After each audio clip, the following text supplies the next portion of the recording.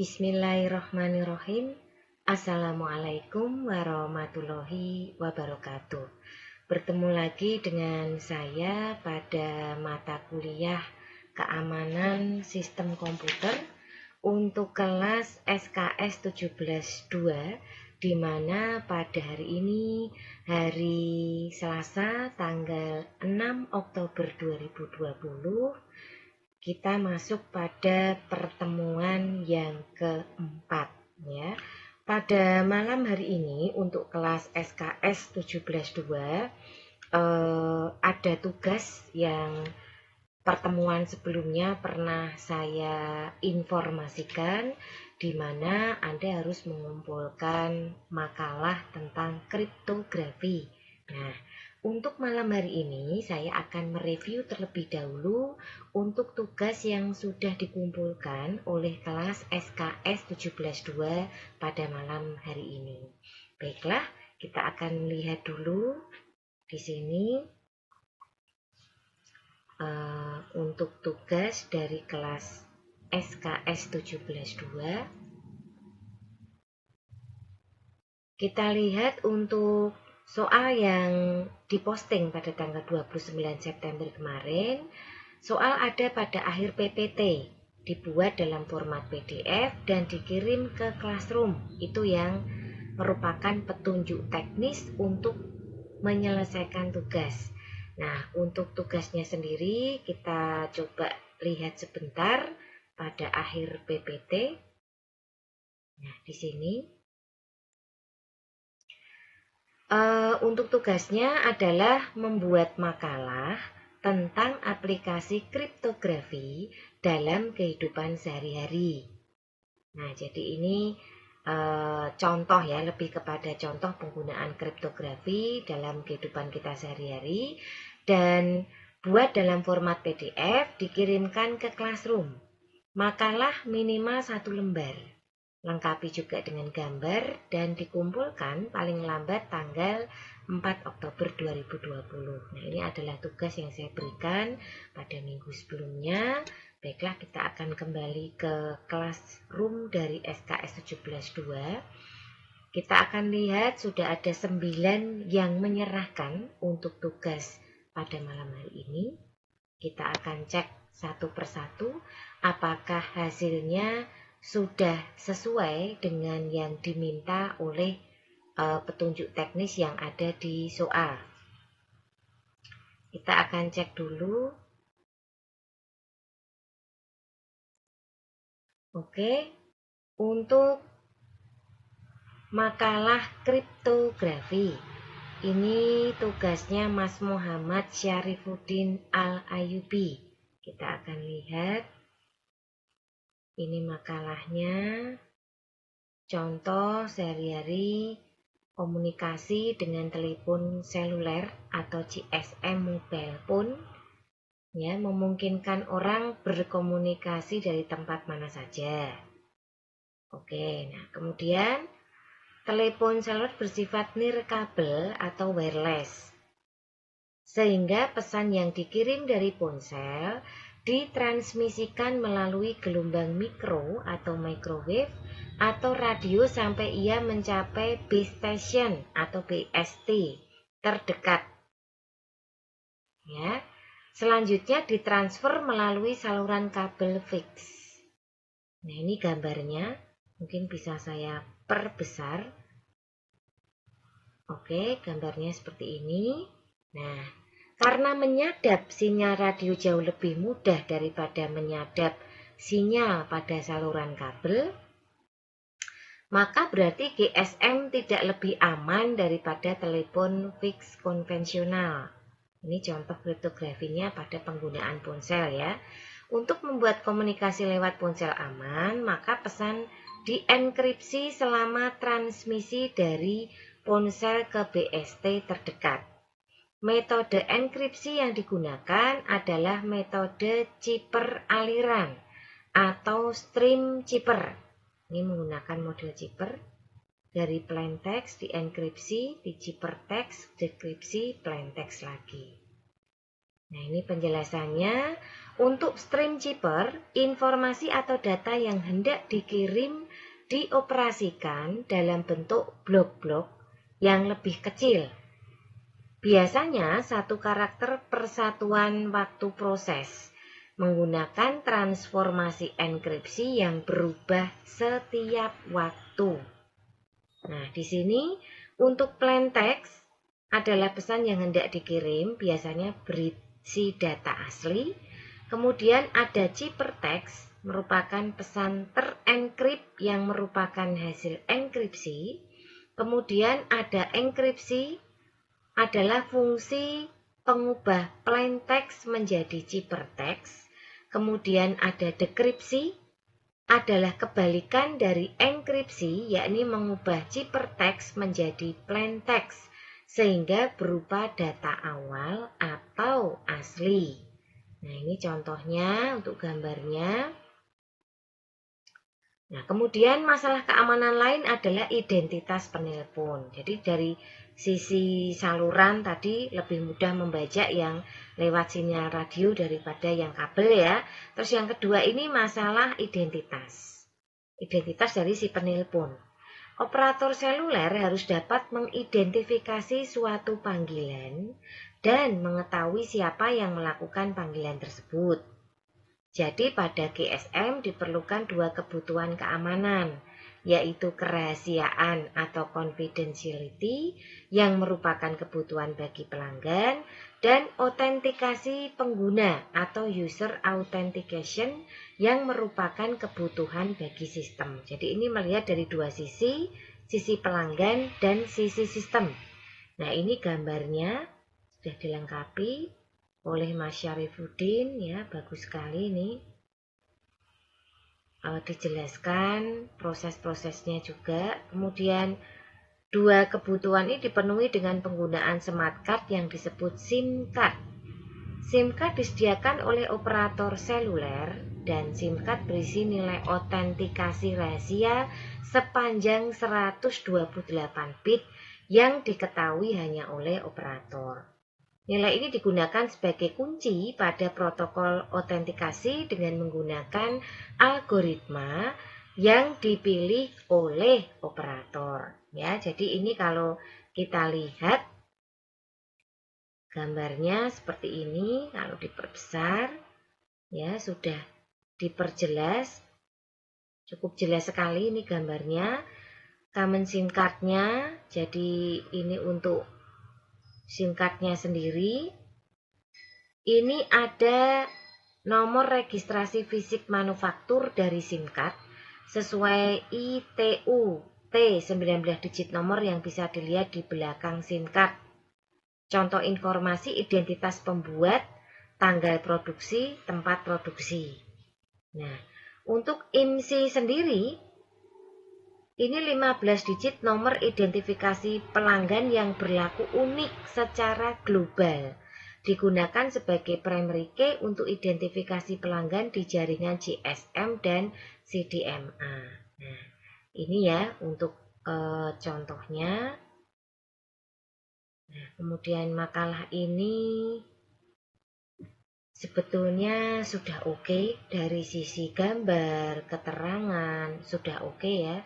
Cuman mungkin yang kurang adalah kesimpulan ya.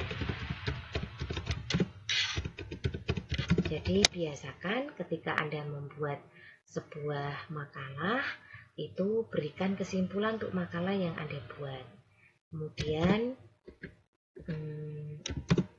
daftar pustaka.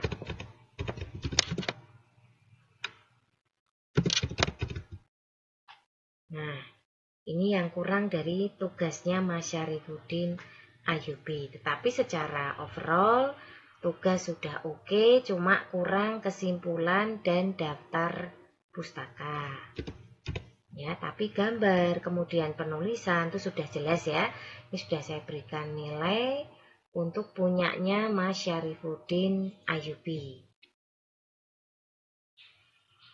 Nah, berikutnya kita lihat tugas makalah berikutnya dari Mas Aditya Banu.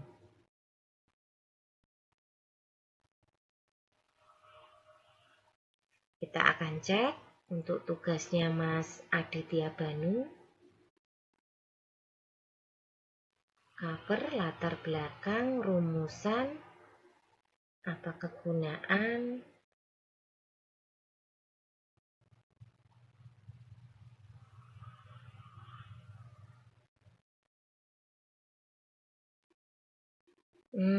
ini kalau dilihat dari sisi contohnya, ini lebih ke arah ini ya, apa namanya, pustaka daripada kriptografi. Seperti apa kriptografi itu, kemudian teknik-tekniknya, metode yang dipergunakan, ya. Nah, jadi kita lihat dari soalnya dulu saja. Soal dari tugas itu kan mintanya buat makalah tentang aplikasi kriptografi dalam kehidupan sehari-hari. Nah, ini bisa dikategorikan ke contoh penggunaan kriptografi. Nah, seperti contoh punyanya Mas Syarifuddin tadi, itu sudah oke karena contohnya tentang penggunaan ponsel ya untuk kriptografi, bukan makalah tentang kriptografi itu sendiri. Ya, jadi ini Mas Aditya sudah mengumpulkan, tetapi untuk hasilnya itu tidak sesuai dengan yang diminta dari tugas. Makanya untuk tugas itu tolong dibaca terlebih dahulu. Perhatikan petunjuk teknis mengerjakan tugas. Kalau tidak paham, bisa ditanyakan. Ya, jadi kalau yang dikumpulkan oleh Mas Aditya Banu ini lebih mengarah kepada pustaka dari kriptografi. Ya, jadi ini kan mungkin mengambil dari sebuah makalah atau mungkin jurnal atau mungkin skripsi begitu ya. Nah, kemudian harus ada daftar pustaka. Ini belum ada. Ngambilnya dari mana nggak tahu ya. Oke. Nah, berikutnya kita masuk ke tugasnya Mas Ahmad Muhlisin. Mas Ahmad Muhlison ya namanya ya. Nah, untuk punyanya Mas Ahmad Muhlison selesai dikerjakan meskipun terlambat, tidak masalah. Yang penting Anda sudah ada usaha untuk mengerjakan tugas. Ya, kita lihat dulu ini apakah sama jumlahnya 12 halaman dengan tadi. Coba saya lihat dulu. Latar belakang, tujuan, pengertian. Ini bentuk lain lagi. Kesimpulannya daftar pustaka ada. Coba ini sudah. Perhatikan petunjuk teknis mengerjakan tugas. Silahkan ditanyakan jika belum paham. Ya, ini yang saya minta bukan makalah tentang pustaka kriptografi, tapi intinya sesuai dengan soal yang disebutkan di sini. Saya ulangi sekali lagi, ini saya tunjukkan lagi kepada Anda bahwa tugasnya membuat makalah tentang aplikasi kriptografi dalam kehidupan sehari-hari. Bukan tentang makalah pustaka kriptografi itu apa, tekniknya seperti apa, metode yang dipergunakan itu apa, bukan itu kan sudah ada di PPT ya. Jadi di sini saya minta Anda itu hanya mengumpulkan tentang contoh penggunaan aplikasi tentang kriptografi ini. Nah, jadi maka dari itu bagi yang mungkin nilainya belum optimal bisa diperbaiki ya, masih ada waktu. Oke, itu tadi punyanya Mas Ahmad Muhlison. Berikutnya punyanya Romadoni ya. punyanya Romadhoni Rizkul, ya. Punyanya Romadhoni Rizkul di sini. Kita lihat dulu untuk tugas makalah kriptografinya. Nah, ini juga sama definisi dari kriptografi. Nah, ini sudah masuk contoh nih ya. Tentang ATM, penggunaan ATM untuk banking, ya, bahkan mulai meningkat menjadi internet banking, mobile banking, komunikasi elektronik seperti telepon tetap, seluler, SMS, MMS, 3G, komunikasi via internet seperti email, messaging, chatting, voice call, dan e-government atau e-commerce. Ya, jadi kalau dilihat ini lebih mengarah kepada contoh, tetapi ini terus dilengkapi dengan pustakanya. Sebetulnya punyanya Mas Romadhoni ini ada betulnya untuk contohnya seperti apa. Ini bagian yang kriptografi ini, yang apa namanya, yang pas ya, implementasi ini. Cuma pilihlah salah satu, kemudian Anda kupas, Anda fokuskan. Misalkan saja penggunaan ATM untuk banking. Itu dikupas sendiri. Tentunya kan ada banyak contoh kriptografi dengan menggunakan ATM banking. Kemudian internet banking itu juga dikupas sendiri. Pilih saja, pilih satu saja dari beberapa contoh ini. Tidak usah dibahas semua. Ya, jadi sayang sekali ini punyanya Mas Romadhoni sebetulnya sudah ada jawaban, cuman masih kurang pas dengan makalah yang saya minta.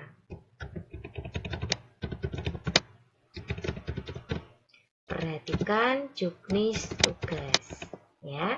Perhatikan juknis tugas, beri daftar pustaka dan kesimpulan. Nih, jadi kalau bisa ketika mengerjakan tugas, itu Anda harus paham dulu kira-kira tugasnya ini benar atau tidak. Kalau sekiranya masih bingung atau masih belum struck atau belum paham, silahkan saja bertanya ya. Jadi tidak usah malu untuk bertanya. Baik, yang berikutnya kita cek punyanya Mas Adi Siswanto. Ya, kita cek dulu di sini untuk punyanya Mas Adi.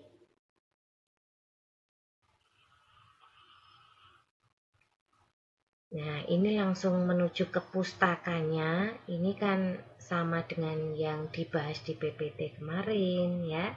Jadi contoh penggunaannya itu belum masuk.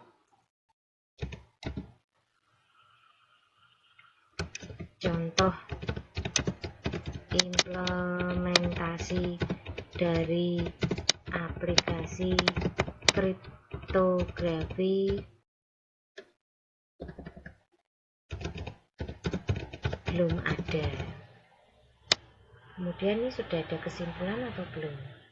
Kesimpulan juga tidak ada, daftar pustaka tidak ada.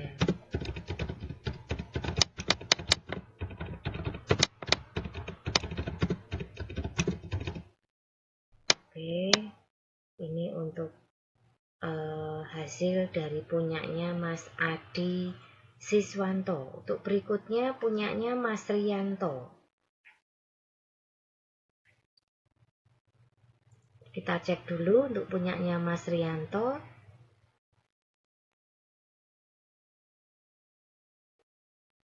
Sudah ada kata pengantar.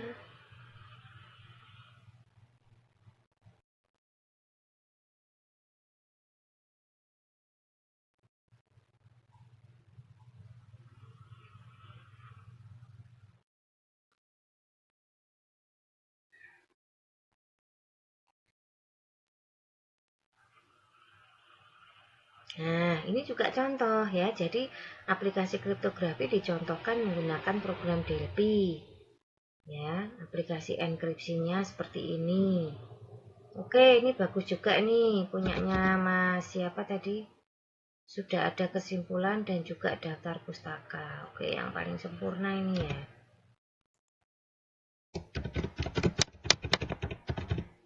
Contoh penggunaan program Delphi untuk membuat sebuah sistem aplikasi tentang kriptografi ya.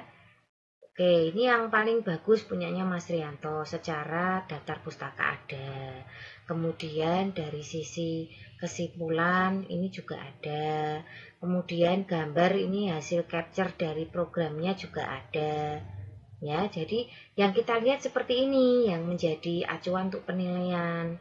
Kemudian ada Mas Muhammad Tatkikulubab. Ya, kita cek dulu.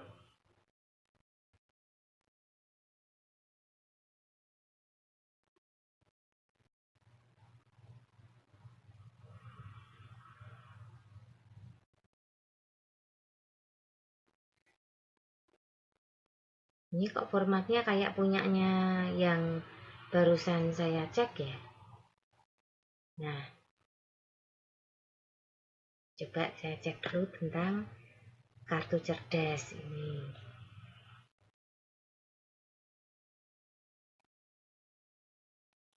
Nah, ini juga contohnya, cuma punyanya Mas Muhammad Tatkikulubab ini dia ngasih 2 contoh anjungan tunai mandiri atau ATM sama penggunaan kartu cerdas atau smart card. Kita lihat dulu. PayTV, kemudian GSM Mobile Phone, harusnya ngambil salah satu aja Mas Muhammad Tatkikulubab ya.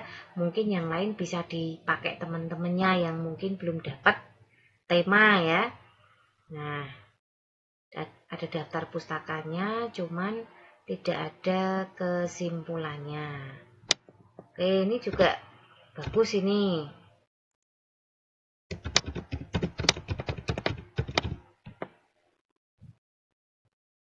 Ke depan mungkin bisa ditambahi kesimpulan ya. Nah, kemudian berikutnya kita cek punyanya Andika Trisusanto. Punyanya Andika Trisusanto. Kita cek dulu di sini.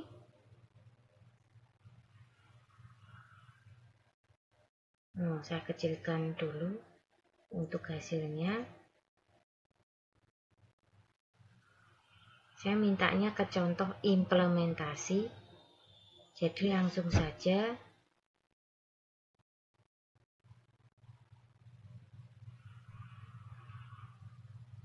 ini lebih ke pustakanya. Ada 16 halaman ya, cukup banyak sebetulnya ini.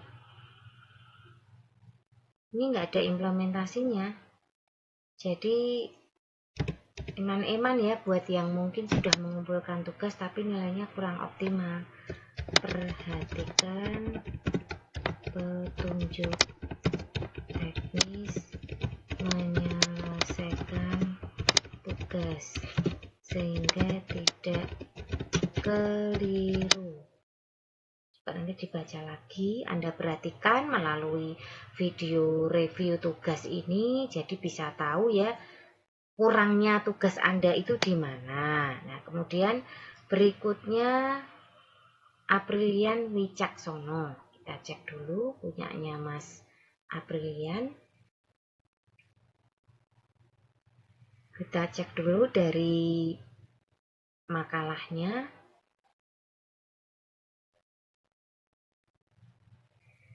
Ini langsung ke latar belakang. Kayaknya lebih mengarah ke pustakanya.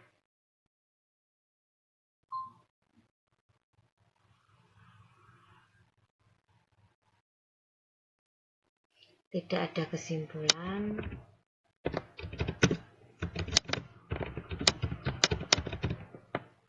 Ini juga belum ada contohnya.